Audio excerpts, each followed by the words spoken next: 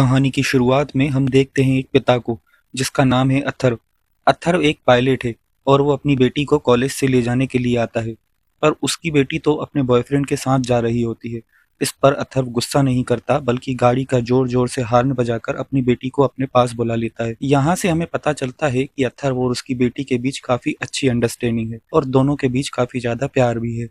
खैर, अब उसकी बेटी उसे रास्ते में बताती है कि मुझे अपने दोस्तों के साथ लद्दाख रोड ट्रिप पर जाना है और उसके लिए अथर्व बिल्कुल भी तैयार नहीं होता। खैर, बाद में कुछ शर्तों के साथ वो उसे जाने देने के लिए तैयार हो जाता है।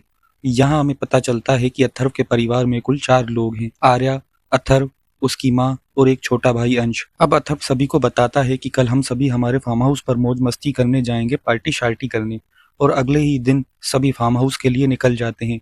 यहाँ हम देखते हैं कि भाई बहन में काफी ज्यादा प्यार है। अब अथर्व कहता है कि मुझे तो बहुत जोर की भूख लगी है, मैं तो भाई ढाबे पर घी के पराठे खाऊंगा। और आर्या यहाँ पर पराठे देखकर बिल्कुल भी खुश नहीं होती और पराठे खाने के लिए साफ साफ मना कर देती है। अब अथर्व यहाँ चाय लेने के लिए आता है और उसे 500 का नोट देता है, पर ढाबे वाला तो कहता है कि भाई खुले पैसे दे, मेरे पास खुले नहीं है। यहीं से एंट्री होती है कहानी के मेन विलन की। इसका नाम है प्रताप। वो अथर्व को 10 रुपए देता है और कहता है कि खुले पैसे रख लो। अब अथर्व भी उसका शुक्रिया करता है और अपने परिवार के पास वापस आ जाता है। अब हम देखते हैं कि प्रताप भी बहाने से आकर उन्हीं के साथ बैठ जाता है, जो कि सभी को बड़ा ही अजीब लगता है। अब प्रताप भी आर्या को पराठा खाने के लिए कहने लगता है और जिद करने लगता है। आर्या साफ साफ मना कर देती है। इस पर प्रताप बड़ी ही चालाकी से आर्या को एक शक्कर का दाना खिला देता है। बस यहीं से आर्या पूरी तरह प्रताप के कंट्रोल में आ जाती है। अब प्रताप फिर से आर्या को पराठा खाने के लिए कहता है। अब आर्या 1 मिनट में पूरा पराठा खा जाती है। मतलब अब आर्या पूरी तरह से प्रताप के कंट्रोल में है। अब सभी लोग वहां से चले जाते हैं, पर अचानक से प्रताप कार के पास आता है और आर्या को बिस्किट का पैकेट देता है और कहता है इसे फार्म हाउस पर जाकर खा लेना। खैर, अब सभी फार्म हाउस पहुंच जाते हैं और हम यहाँ देखते हैं कि आर्या यहाँ पहुंचते ही सबसे पहले वो पूरा बिस्किट का पैकेट खा जाती है। इसका मतलब वह पूरी तरह से प्रताप के वशीकरण में फंस गई है। अब फार्म हाउस पर पूरा परिवार स्विमिंग पूल में खूब मौज मस्ती करता है और साथ में बहुत ही खुशी से पल बिताता है।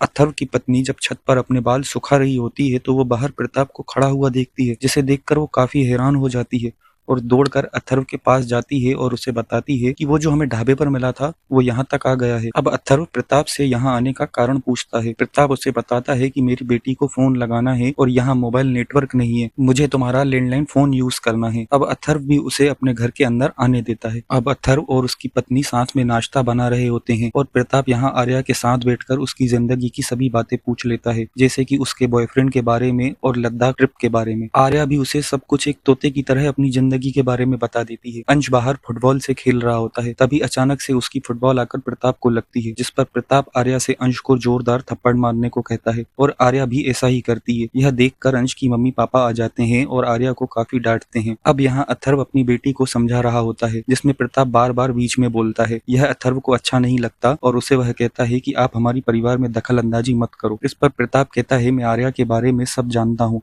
उसका एक बॉयफ्रेंड है विवान। जो सुनकर अथर्व और पत्नी काफी हैरान हो जाते हैं। आर्या, तू ये सब बातें बता रही थी इसको? अब प्रताप आर्या से कहता है, ये लो चाय पत्ती और इसे खा जाओ। आर्या भी पैकेट लेकर चाय पत्ती खाने लगती है। यह सब देखकर अथर्व और उसकी माँ काफी हैरान हो जाते हैं। प्रताप आर्या से कहता है, अपने बॉयफ्रेंड को फोन करके बोलो वो उससे ब्रेकअप कर रही है और उसे ब्लॉक कर दो। आर्या भी बिल्कुल वैसा ही करती है। यह सब देखकर अथर्व को काफी गुस्सा आता है और वो प्रताप को धक्के मारकर घर से बाहर निकालने लगता है। पर प्रताप आर्या से कहता है, अपने पापा को रोको, और आर्या भी प्रताप के लिए अपने पापा से ही लड़ने लगती है और कहती है, अंकल कहीं नहीं जाएंगे। यह सब देखकर उसकी माँ को समझ आ जाता है कि प्रताप ने आर्या का वशीकरण किया है। अब प्रताप आर्या से कहता है, अपने पापा को एक जोरदार थप्पड़ मारो, और आर्या भी वैसा ही करती है। प्रताप आर्या से कहता है, अब जोर जोर से हंसो और फिर जोर जोर से रो। आर्या पागलों की तरह बिल्कुल वैसा ही करती है। अब दोनों माँ बाप प्रताप से हाथ जोड़कर पूछते हैं, तू आखिर चाहता क्या है और यह सब क्यों कर रहा है? प्रताप आर्या से कहता है, घर के सारे मोबाइल तोड़ दो और सभी इंटरनेट कनेक्शन भी काट दो। प्रताप आर्या के माँ बाप को कहता है, मैं तुम्हारी बेटी को ले जाऊंगा और उसे खुशी खुशी मेरे साथ भेज दो। अब प्रताप आर्या को पेट में एक जोर से लात मारता है और कहता है, खड़ी क्यों है, मेरे पांव दबा। जिस पर अथर्व को काफी गुस्सा आता है और वह प्रताप को मारने लगता है। अब प्रताप आर्या से कहता है, अपने बाप को रोको और अपने छोटे भाई अंश का सर फोड़ दो। और आर्या अंश का सर फोड़ देती है। अब अथर्व को अंश के पास एक मोबाइल मिलता है, पर बदकिस्मती से उसमें भी नेटवर्क नहीं होता है। अथर्व को याद आता है कि उसके बैग में एक मोबाइल है, पर वह बैग भी नीचे पड़ा है। प्रताप आर्या से कहता है, किचन में से चाकू ले आओ और अगर तुम्हारे माँ बाप मेरे पास भी आए तो उन्हें यह चाकू पेट में घुसा देना। इधर अंश की हालत काफी बिगड़ रही थी। उसके लिए अथर्व प्रताप से अंश को हॉस्पिटल ले जाने के लिए रिक्वेस्ट करता है। प्रताप अथर्व से कहता है, पहले मेरे सामने जमीन पर नाक रगड़कर माफी मांग और अपनी बेटी को मेरे साथ ले जाने दे,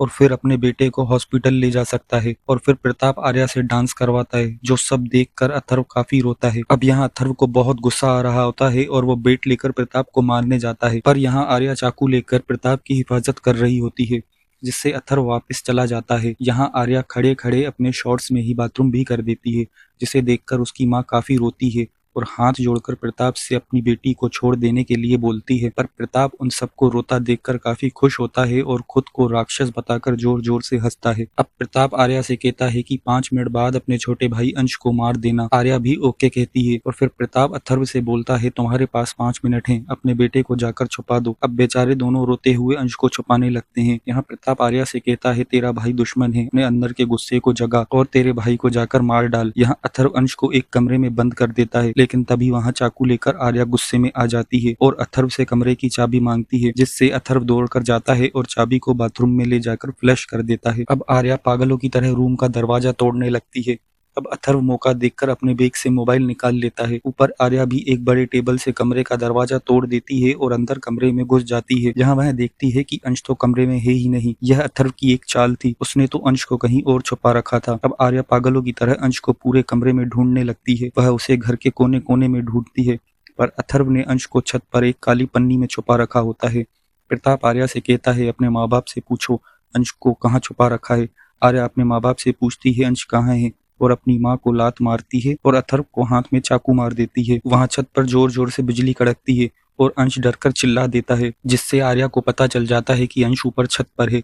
अब आर्या चाकू लेकर गुस्से में अंश को मारने के लिए जाती है। दोनों माँ बाप आर्या को रोकने का काफी प्रयास कर। आर्या के सर पर तो खून सवार था, वह अपने माँ बाप पर भी बुरी तरह हमला कर देती है। वह अथर्व को पैर में चाकू मारकर घायल कर देती है और लात मारकर अपनी माँ को मुंह फोड़ देती है और फिर अंश को पकड़कर उसका सर फोड़ने लगती है। अथर्व किसी तरह अंश को बचाता है। फिर आर्या एक लोहे की रॉड से अथर्व पर हमला कर देती है। अंश अपनी जान बचाने के लिए ऊपर की तरफ भागता है। आर्या भी उसके पीछे पीछे लोहे की रॉड लेकर भागती है। आखिरकार आर्या अपने छोटे भाई अंश को छत से नीचे फेंक देती है। यही सब देखकर प्रताप को काफी मजा आ रहा होता है। वह जोर जोर से हंसता है और खुद को राक्षस बताता है। वहीं अथर्व और उसकी माँ अंश को गले लगाकर जोर जोर से रोने लगते हैं। यहाँ अथर्व देखता है कि अंश अभी भी जिंदा है। वह प्रताप से अंश की जान की भीख मांगने लगता है और उसे हाथ जोड़कर प्रार्थना करता है कि उसे अंश को हॉस्पिटल ले जाने दे ताकि उसकी जान बच सके। अब प्रताप अथर्व से कहता है, तुम दोनों पहले अपनी बेटी को मेरे साथ विदा करो और कहो कि तुमने अपनी बेटी को जिंदगी भर के लिए मुझे समर्पित कर दिया ताकि मेरे आर्या पर जिंदगी भर वशीकरण रहे। अब अंश की जान बचाने के लिए दोनों माँ बाप ना चाहते हुए भी बहुत रो रो कर ऐसा ही करते हैं और यहाँ अथर्व आर्या से गले मिलते हुए एक मोबाइल छुपाकर आर्या के जेब में डाल देता है और उसकी लाइव लोकेशन चालू कर देता है। अब प्रताप दोनों के सामने ही आर्या को अपने साथ ले जाता है। अब अथर्व अपनी पत्नी को अंश को हॉस्पिटल ले जाने के लिए कहता है और खुद दूसरे मोबाइल की लोकेशन से प्रताप का पीछा करने लगता है। यहाँ अंश की माँ काफी तेजी से कार चलाकर अंश को ले जा रही होती है, जहाँ उसकी कार एक ट्रक से टकरा जाती है, जिससे दोनों माँ बेटों की मौके पर ही मौत हो जाती है। यहाँ प्रताप आर्या को अपने साथ एक अनजान घर में लेकर आता है। यहाँ हम देखते हैं प्रताप ने आर्या की तरह ही काफी लड़कियों का वशीकरण कर रखा है। प्रताप आर्या को उन सभी लड़कियों से मिलवाता है और कहता है, आज से ये तुम्हारा नया घर है और ये सभी तुम्हारी बहनें हैं, अब से तुम्हें इन्हीं के साथ रहना है। यहाँ अथर्व भी प्रताप का पीछा करते करते उसके घर तक आ जाता है। उसे घर आता देखकर प्रताप के वशीकरण में ही फंसी एक लड़की प्रताप को बता देती है कि कोई घर में आ रहा है। जब अथर्व घर के अंदर जाता है तो कई सारी लड़कियां अथर्व पर हमला कर देती हैं, उसे बुरी तरह से काटने लग जाती हैं और